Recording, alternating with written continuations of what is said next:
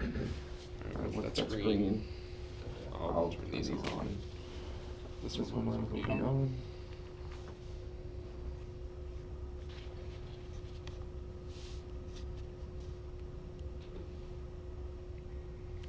Okay, cool.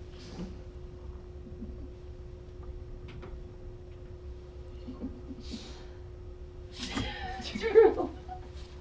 Everybody ready? Yeah. Hi, I'm Carrie Scholl with the Carrie Scholl team at Optima Realty. And I'm here with Rob Ross with MVB Mortgage today, and we're really excited to talk to clients out there that are thinking about building a new home or renovating an existing home, but are looking at what do they need to know about the construction process.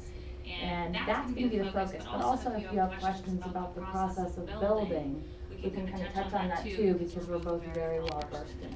So Rob, I'm going to start by just asking you to kind of give an overview about construction financing. I know it's something you specialize in Sure. and have been doing for a long time. Absolutely, thanks Gary. Happy to be here and answer your questions today, and hopefully you find this to be informative and educational. And I stress the term educational because construction financing is exactly that. It's a process, right? And going through that process from A to Z can be intimidating for a lot of clients. So it's working with a local lender, a local real estate agent that knows the market, someone you can trust to help guide you through that process. And if you do work with the right team, which obviously I think we're the right team, it becomes a fun process as well, because you get to build the home of your dreams, you get to renovate the home of your dreams, so it's more fun than a 30-year fix is the way I say it. So my daily job of your traditional plain vanilla loans can be a little boring at times, although we do it. But the construction financing is a lot of fun, from my standpoint, your standpoint, and the clients. So the first thing is really identifying what you want to do. And a lot of this comes from a client that might be searching for a home for several months in a certain location, a hot location inside the Beltway, such as Arlington, somewhere in that area. We find a lot of this in Vienna, we find a lot of this in Great Falls and McLean, and it keeps expanding where we're finding a lot of this. Absolutely. And what we're finding is it's a lot of clients looking for a resale, and after months of searching, they can't find what they want. Right. And so then you start educating them and your team with regards to, well, if you can't find exactly what you want, let's try to find a lot and build your dream home, right? Let's try to find a home that might not be what you want. We call them ramblers a lot, and we might tear that home down and build a new home on that lot. Or in some cases, you might find a home that's close to what you want. And you might, as we say, pop the top and renovate it, do a massive large-scale renovation, and Double or triple the square footage. double or triple the square footage, and make that exactly what you want as well. Well, and for some of you out there, you live in your perfect lot, and your home is not your perfect home, and so when we meet with a client in your situation, they're telling us, we love our neighbors, we love our location, we love our lot, our kids are in the perfect schools, but we have teeny tiny closets, we don't have the bedrooms we need. When our relatives come to visit, they're sleeping in the family room or in our kid's bedroom. Yep. So there's other challenges, and they're looking at how can they adjust what they're living in to accommodate their family. Correct. Yeah. So from a construction lending standpoint, yeah, it's pretty simple. It's a 12-month loan. That's the way a construction loan typically works. So we give you a 12-month period from the time you go to closing on your lot or on your home. And it's 12-month, it's an interest-only monthly payment at a determined rate, okay? And that's a fixed rate during that 12-month period. This is the traditional construction loan, okay? And you have 12 months to basically build, develop your home, okay? But when you go to closing, in most cases, you're gonna have a builder selected. And on a case-by-case basis, we have flexibility that you don't actually have to have that builder selected at the closing. And you're gonna have a draw schedule that you go through. So you're gonna work with a builder, you're gonna work with Carrie's team to decide what you wanna do, whether it's that renovation or build a home. Let's assume you're building a home. So you're gonna have plans and specs and the cost to build this home on this lot, or tear down a home and build it on that lot. And as part of that process, you're gonna have a draw schedule. And a draw schedule is the lender which you can see Lauren just asked us Oh, a question about that. perfect. So Thank we you, have- Lauren. Yeah, so we have a question, when do draw schedules typically begin through the construction process? Well, when you go to closing, is typically your first draw, because you're gonna actually have money that goes to fund the purchase of the home, of the lot, right? So you're gonna have a draw right away. And depending on the draw process that the builder lays out, because as a lender, a lot of lenders out there require their own draw schedules. MVB's very flexible because we'll allow the builder to use their own draw schedule. Which is huge, because then Yeah. the builder's likely to work with you more on other things, right? Correct, correct. And we- With you as the client. Exactly, and we kind of look at it, the builder building the home's gonna know their process better than we know their process, because each builder has a little bit different process. Absolutely, they all do. So we're willing Yeah. to work with them on that. And basically, a draw schedule's anywhere between 7 and 9 draws typically throughout the process. And the way it works is, you know, draw number 1 goes to purchase the lot, the land, maybe it's doing some of the demolition to build a new home. Draw number 2 might be pouring the foundation, doing some site work, doing the framing. But the one thing we do as a lender to protect clients against that is we're not gonna give the money for draw number 2 until we've done inspections and confirmed that everything that was supposed to be done in draw number 1 is complete. Yes. And we do that for each draw. So that's how we make sure that the client's home is complete and the builder's not doing anything and running off with a check. So similar to in a conventional loan situation when the bank does an appraisal to protect their asset. Correct. This is the bank's way of protecting the client and protecting their own investment in your home, because at the end of the day, they're taking you through the process and they're at risk just as much as you are. So a lot of clients really like that about the process. One quick, I see another question from Elvin here about the timing of when you do what you do. So, did you finish answering the Yeah. construction schedule? Yep. Are you sure? Yeah. Okay. So next question, if a client has money to buy a lot in cash, is it better to secure a lot first before starting the construction process? And that's the first part of the question. The second is, or would you first bring in the builder to talk about what you envision and then secure the lot so you can purchase your dream home? So we probably both have answers to this. Yeah. I'll let you go first and Yeah. then I'll chime in. So I'll say the answer to that question is yes. And I know, so I know that's a good answer, because you can answer that either way, right? Absolutely. Is it better to secure a lot first? It really depends on what you're finding out there in the market, how quickly you need to move on that. It might be an empty lot, and as you know, there's gonna be multiple bids on those empty lots. Yeah. So if you have cash to buy it, you're gonna position yourself better to get that lot, rather than submit financing when there's 4 other cash offers. Right. So in that example, yeah, it absolutely makes more sense to pay cash for the home, then come back to a company such as MVB and myself to say, all right, I wanna build on this in the next 12 months, how do I take the process from there? Yeah. So I think part of this is identifying, it depends on your situation as the client, because if you know you want a really specific location, like clients who come to us and say, we want to build in Lyon Village, right? Lyon Village is a very difficult place to get land. And so you can't even go down the path of designing your home. You can figure out approximately the square footage and get some idea in a price range of what it's gonna cost to build what you want, but you're not gonna be able to design the home exactly, because the second you invest money in doing that, if you're really set on Lyon Village and a lot comes up and your building envelope, which is when you take into account your setbacks, right? The space on the lot that you can actually construct your home in, let's imagine that you put this whole beautiful home together, you're 100% excited about it, and then the perfect lot comes up and it happens to be 2 feet narrower and 10 feet deeper. Yep. Well, you're gonna end up with the same square footage, but now you're back to square one and you've invested all this money in the house that you can't build, or you have to keep waiting for the right lot to come up. So it is a little bit challenging in terms of the chicken or the egg.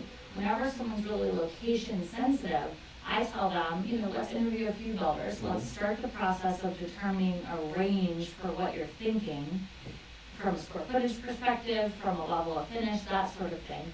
And then let's go out and find the lot so we have flexibility there. Going back to the idea of paying cash, there's a lot of people out there who can't pay cash. Correct. So can you speak to if someone can't pay cash, but they wanna snap that lot up really quickly. How do we address that for our clients? Absolutely. And a lot of lenders can't address that for their clients, because that's kind of a tough scenario for some lenders. It is, And you because can you take, haven't finished a building plan. you haven't finished the building plan. Yeah. And even taking a step back further, there's really only about 5 or 6 lenders in the DC metro area that specialize in construction loans, as you know. So it's not something They're you not can- all created equal either. They're not all created equal, and it's not something you can flip open the yellow pages, if that exists anymore, right? Or Google, let's go Google. Yeah, Google. And, Little that's dating me a little bit, realistic. the Yeah, yellow I think pages, so. check on Google to see who does construction loans, right? It's gonna pull up 500 mortgage companies, you're not gonna know where to go, so. But one thing we specialize in is when you have to move quickly on that lot, which I can tell you is 99% of the time. Yes, I can agree with that. Yeah, so I just assume that on every case. Yeah. And a client will call and say, well, Rob, I want to build a home on a lot, or tear down a home and build a home. I know I want a home that's 4,000 square feet with 5 bedrooms, 4 bathrooms, a 1-car garage, this, that, these finishings, and I'm being told by Carrie and her team that it's probably gonna cost somewhere in this range, because you're an expert, you have ideas of what range it is. Yeah. Obviously, it's gonna go back to the builder at some point, the builder's gonna give them firm numbers, but they haven't had time to meet with the builder, they haven't interviewed the builders yet, but they need to write on the offer, the lot tomorrow, Right. right? That's our typical scenario that I see. Right. So what we do is I pre-approve them, assuming that they'll tell me they wanna build for 400,000, well, I'm gonna pre-approve them for the build at 450. I'm always gonna go a little bit higher to cushion it, because inevitably, you want the upgraded hardwood floors, you want some of the other nice things, and the build always ends up being a little bit higher, so I kind of factor in about a 15% contingency on that. Well, and you don't have to use that money. Correct. So it's important to know out there, he's Yeah. not trying to encourage you to overspend from your budget. Correct. He's trying to protect you from yourself in case you overspend, Exactly. so that you're not having to come out of pocket at the end because there's nothing left to draw upon. Exactly, we find that all the time, we get draw requests after the fact where they're actually asking for extensions of funds, which makes it a little more difficult but possible, so. But we can actually go to closing, do a quick closing on a construction loan in 18 to 25 days, so plenty of time frame to get the closing and be acceptable in this market, before they even selected a builder in many cases. So on that note, if someone's fully pre-approved, Yep. and they can write a non-conditional loan, what we suggest when you're competing with the builder market out there is that you actually submit a cash offer with the right to obtain financing. Because for a lot of our clients out there, they have the assets. They may be tied up in a 401k, they may be in a place where they don't want to liquidate and they're not comfortable spending them.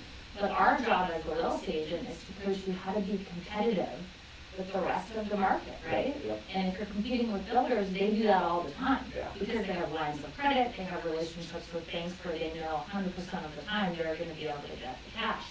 So if you're going down this process, one of the very first steps is getting on the phone with Rob and saying, okay, here's our situation, let's talk about our tax returns, let's talk about all of the traditional documents, which we'll have you briefly touch on what Yep. you need from them. Yeah, absolutely. The good news, guys, is getting a construction loan is not that much harder for you than getting a traditional loan. That's a common misconception. Correct. It's Right? not, People yeah. think, oh, it's gonna be so complicated, and the same documents you have to provide either way, so we'll touch on that in just a moment. Yep. But once you get that approval, you can write an offer that's competitive with anyone out there, assuming that you're well positioned. So that's something we'll talk to you about too. Absolutely, absolutely. Do you wanna Oh, go yeah, to the we next have another question? one. Libby? Is it advantageous to use a builder's commercial line of credit or your own when purchasing a home to renovate? What are the pros and cons of doing either? So that's it's a multi-level answer, which a lot of these questions are in construction lending, because we can get creative to make it fit for each individual need. So, if it's a true renovation, what you're ultimately gonna find is the company doing the renovation is gonna want you to use your own money rather than their own line of credit, right? So they would prefer that you use your own line of credit. So if you do have a home equity line of credit, it's just a matter of me evaluating whether it makes sense to make that a construction loan, pay off your current mortgage, and do a draw schedule to extend you the funds to do a large-scale renovation. Or in some cases, I had a client yesterday that was referred to me from a builder, called expecting to obtain a construction loan. And when I did an evaluation of her overall scenario and current rates she had on her current first mortgage and so forth, it made sense for her to just get a home equity line. Now, that took a deal away from me, which is fine, but it was the right choice for this client at that time. And those are things, it's a matter of crunching the numbers and figuring out what are the closing costs, what are the overall costs, and what's it mean to them. So there's, And I just want to say that I feel like many lenders don't even dig to that level of asking the right questions, because if they have the opportunity to get business, they're excited about that. And when you're dealing with a lender that doesn't do the kind of production that Rob does, you know, Rob's looking out for your best interest. He doesn't need you to do one transaction with him to feed his family, right? Which is true for real estate agents and lenders out there. sure. We're gonna look at the big picture and give you the best advice, and the situation that what you just asked about is a complex one. It depends on all of your assets, all of the mortgages you have, the kind of equity you have, and we can help you evaluate that to decide what's best for you. Absolutely. But I don't think there is a one-size-fits-all answer. Definitely not, definitely not. So. Okay, I see another one come in. Drew, what's the difference between a one-time close, ooh, I love this one, Okay. and a two-time close? Absolutely. Clients ask this all the time. Yeah, they do. So there is a difference, and it's very much the same product still. The way we look at it at MVB is our two-time close is basically a one-time close. And we do offer a one-time close in certain states. So we, in the Virginia area, we focus more on the two-time close. And the two-time close gives us more flexibility, and it ends up giving the client more flexibility, in my opinion, throughout the process. The interest rates are typically a little bit lower on the two-time close with regards to the construction loan. You have more flexibility on the values that we lend off of on the two-time close. Okay. And then we do a no-cost conversion or transition into the permanent financing. Within about 60 to 90 days of the home being complete, we start that process. Okay. But there's no closing costs that the client pays on that transaction. There's no additional fees from MVB Mortgage, and it allows them to convert into the loan that they want. Many of the one-time closes out there they do give you the option of some ARMs, and there are a few out there now on a 30-year fixed as well, but you're actually paying about 0.5% higher than the going market rate to obtain some of those loans. Mhm. And that might suit you, and if it does, we're gonna educate you and help you make that choice. But right now, we feel the market's pretty stable. We don't think the bond market's gonna run anywhere off on us anytime soon, and most of these projects take 6 to 9 months. And being able to kind of predict the future a little bit, or forecast the future a little bit during that time frame, we feel they're gonna be able to get a lower interest rate with lower fees by doing the two-time close. Yes, Currently. the one-time close is essentially like you're paying insurance, right? Because you're paying a higher interest rate, to lock it in, so you don't have to have that fear, but then you're paying that for the next 30 years if you keep the house. Correct. So a lot of times when we look at the risk, it's not worth Sure. making that choice. And you do have some rate lock.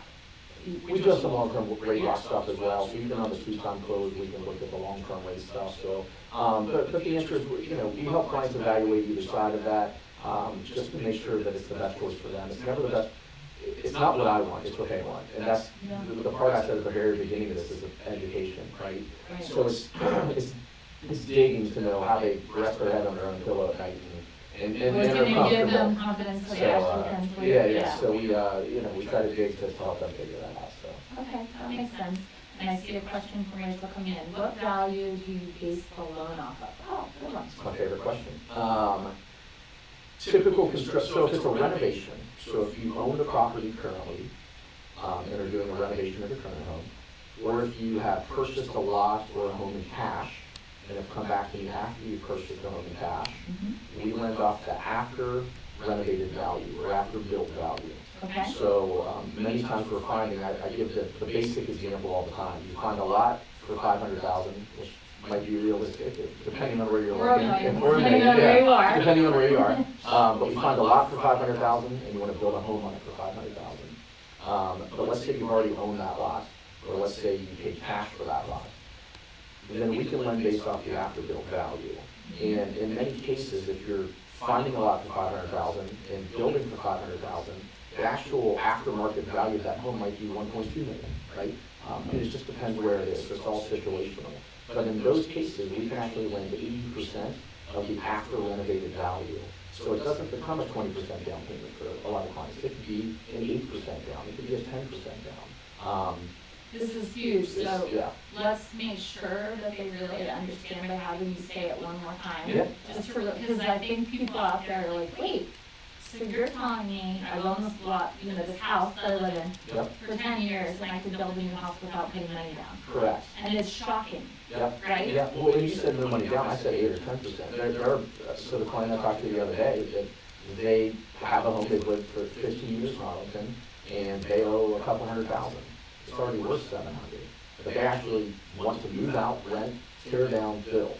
Yeah. And the equity that they have in their current home, and based on where we estimate the home's gonna be valued after the fact, after it's built, they have enough equity where they can come to closing with no funds. Right. And we even have room to roll in the closing costs. So legitimately, this client is gonna come to closing with a few $1,000s out of their pocket. Yeah, To it's amazing, do and a it's massive not renovation. uncommon Yeah. in this area, guys, because there is so much equity built into your homes when you live there for the last few years. And a lot of times we see people who have, you know, had multiple children and Yeah. outgrown their houses, and Yeah. so, but they love where they are, so there's an easy way to do this. Yep. And And just to add to it, there are some scenarios where you're going to buy a lot and you can't pay cash for it. Yeah. And you need a traditional construction loan. And traditional construction loans do require 20% down of the acquisition and cost. Yeah. So there are scenarios where you may need 20% down, but I'd say it's 50-50.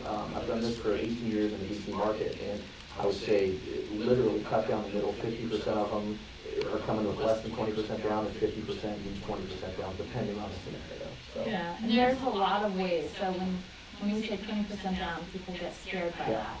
But again, we're looking at your whole package to figure out how to come up with that 20%. So Exactly. just don't panic, and let's talk about exactly what it means for your specific situation. I see another question coming in from over here. Yeah. What is the best loan product option for someone who wants to do an extensive renovation? So depending on the location and cost of renovation, you really only have two options. You have let's say you have three options.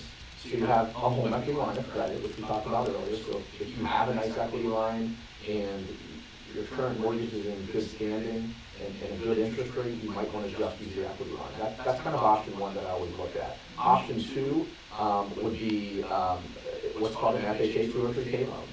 They do exist. They're not as utilized and popular in this area currently, but it depends. It depends where you own and what the renovation is.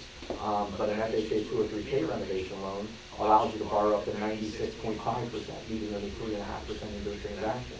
So if you own a home that's valued at $400,000 currently, and you want to do a $200,000 renovation, you're going to need 3.5% down. And where does the FHA 203K cap out? Because that's probably Yep. why they're a little less. Yeah, correct, and that is why, that's a very good statement. So it caps out at $636,150 on the loan amount, so $636,150 on the loan amount, which limits you a little bit in some of the areas that we work in inside the Beltway. But we use it all the time, so we close a couple of these each month. There are absolutely scenarios that we can use those, and that's for a one unit, Well, that's for a one unit a property. perfect scenario is someone who's lived in their home, they paid $750,000 10 years ago. Yeah. They've been paying that down and paying it down, and so the loan that they would need to do the renovation, still they have so much equity that they're gonna be able to keep their loan amount under, even if their home is gonna end up being worth 1.2 or 1.3. Correct. And FHA is a little more flexible with regards to credit scoring, so depending on the scenario, that's something you evaluate. And then the third would be just what we've been talking about, your typical construction renovation loan. That's a 12-month loan with a draw schedule built into it. So those would be your three options to answer these questions. Okay. Now, one question I have, just thinking about the process, if someone ends up finding the lot, Yep. right, and they haven't started the design process with the builder, in my experience, that's gonna take them 3 months. Now, some of you may be very decisive. Okay. I consider myself pretty decisive, and I think I got through my process in like 30 years. Yeah. But I do this every Every day, day, sure. right? So, let's imagine that takes 3 months, and then they go into the permit phase, and so we're gonna know going into it, 12 months is not realistic for a client who hasn't started design. Correct. Right? Mhm. So how do you handle that time frame? If we know that time frame up front before we close the loan, we negotiate on a case-by-case basis longer terms than the 12 months. So it's as simple as that. If we don't find that out till after the closing happens, and we're in the closing, and I'll get a call from the client going, we're 6 months in and we haven't started yet. And I go, that's okay, don't panic, don't worry. As long as you're working with a good team, working with a builder that we have a good relationship with, on a case-by-case basis, we're just working on extending that for you. So we extend month by month as needed. So would there ever be a case where even if someone out there would have to be afraid because they weren't gonna be granted an extension? Nope. Yeah, I've never seen it. I've brought it never up seen it. Because it's never, I have people calling me, oh my gosh, my loan, and there are delays. We can't control the county in this area. So one of the things that we suggest when we're helping clients, even when you talk to a builder and it's, let's imagine a massive renovation and they're telling you 8 months. If you're gonna go move out, you get you a 12-month lease most of the time because then you're not panicking, right? And we try and write in something that says, if you are able to vacate early, you can sublet it or whatever. Sure. But you wanna protect yourself and not end up planning too short term on how long this is gonna take and then adding extra stress. Yep, absolutely, very good point. Very good point, What other questions do you have out there? yeah. It's getting quiet now. It's getting a little more quiet. What did I ask you that would be helpful for people to? We mentioned earlier something about the loan process. A lot of consumers thinking it's a little bit harder Yes. to obtain a construction loan. It's really not harder from a consumer standpoint. And kind of like I said, in my opinion, it's a little more fun for them because they're designing their home. It's more excitement than just the resale in a lot of cases for them. And quite frankly, the resale they weren't able to find for 3 months because they're not finding everything they want. So, but it's just your standard documentation. We credit qualify clients for a construction loan the same way the industry in general credit qualifies clients for a traditional 30-year fix right now. So your pay stubs, your W-2s, your tax returns, your asset statements, your most recent blood work from the doctor. So, a lot of the stuff that we need. So it's a full documentation mortgage industry still, and fully documenting. The more you document your loan, the better we qualify you, the better we issue it. So but it's not a hard process. It's nothing to fear. And again, with the right people, we're going to guide you through that. We're going to make sure you're comfortable during the process. Well, and once you get through that qualification process and you close, what really does the client have left that they need to do? Once they get through the qualification process and close, it's focus on building their home and enjoy that process happening. And then I'm following up throughout the whole process as well. I might even be asking you to put one of my signs in your yard. So I'm driving by. We're driving by. We're taking pictures. We're as excited about their home getting built as you are. So that's again, to do this on our side, it's easy as a real estate agent or mortgage lenders to do the plain vanilla stuff. It's actually more time consuming and a lot harder on our side to do that. Absolutely. But when you're passionate about it and love what you do, it just makes our job more rewarding, and that's our goal. Yeah, it's really fun. So I think the main point I wanted to make sure that we're hitting home for everybody out there that's afraid of a construction loan, it's really no different on your part than going out and getting a traditional loan. And what's the interest rate today, assuming someone has great credit and assets, et cetera? Interest rates for a construction loan today are in the mid-4 range. So pretty close to a standard loan. Pretty close to a standard loan. And then when you convert to your permanent mortgage, the way we structure it at MDB, you're just going to a market interest rate, which is in the lower 4s to high 3s. So it's standard stuff. So you're not paying a premium is what we like to say. It's not costing you more. You're not paying a premium. And in fact, like I said, in many cases in these construction loans, not only are you not paying a premium, but a lot of times the home's worth more than you put into it at the end. So you're really gaining something. Yeah, there's some equity in it for you. I want to point out something that Rob mentioned earlier. So payments are interest only based on the amount that you draw throughout the construction process. Yeah, so a lot of our clients who are knocking something down, they have to have somewhere else to live. So sometimes they're buying another lot, they have their current mortgage that they're worried about, and then they're starting to think, well, how is the payments going to work during our build process? Well, the nice thing is, of course, you're drawing on the land that you're purchasing. So let's imagine the 500 scenario. You're paying interest only on that 500,000, and then as the foundation is built and they start putting the actual home up, and then they start getting to the cabinets and, drywall, etc., they're drawing more money, but you're only paying interest only on that. So a lot of times our clients are really surprised How low the payments are. how low the payments are throughout the construction process. So when you talk to Rob, ask him, hey, we're thinking about $1 million house, we think the lot's gonna be 500, or for some of you, we're thinking about a $2 million house, we think the lot's gonna be $1 million. Help us understand what our payments are gonna look like throughout the process based on the projected schedule. Sure, yeah, Yeah. absolutely. That can really help out too. Absolutely. There was one other thought I had.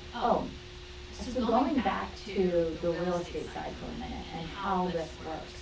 If you sit down with one of the professionals on our team that helps with lot procurement and also helps pair you with the right builder, what we're gonna do is just really take you through exactly what your needs are, right? And once you determine where you wanna be, how big of a house you wanna build, all of those sort of things, we're gonna help you see very quickly whether what you're thinking is realistic. Because we don't wanna waste your time not having you buy the home that meets most of your needs down the street, having this dream of building something, and your budget doesn't align with what you're thinking about, right? And I think that's where people sometimes get into trouble. Because if you go out and search the internet, you're gonna find builders that tell you they build a home for $79 a square foot. Which in Arlington, and McLean, and Great Falls, and everywhere around here, when you're looking at new homes, they are not $79 a square foot. That's in the air. Yeah. So that's without any of the permit costs, without any of the costs of the foundation, et cetera, moving the dirt for the foundation, I should say, so the construction work on the site work. That's just the house in the air that we're built. So I want you to be real careful that you're not looking at those numbers. We have clients do this all the time. Oh, I found a great builder online, the pictures look nice. That's gonna do it for $79 a square foot, and so I'm good spending $300,000 on this 5,000 square foot home, right? And that means I can spend X amount on the lot.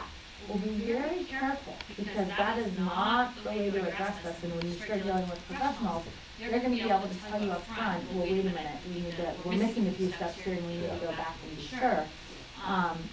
But once you deliver that information about exactly what you want and what your goals are, we'll help evaluate what are the right steps. And for us, we do a blended approach.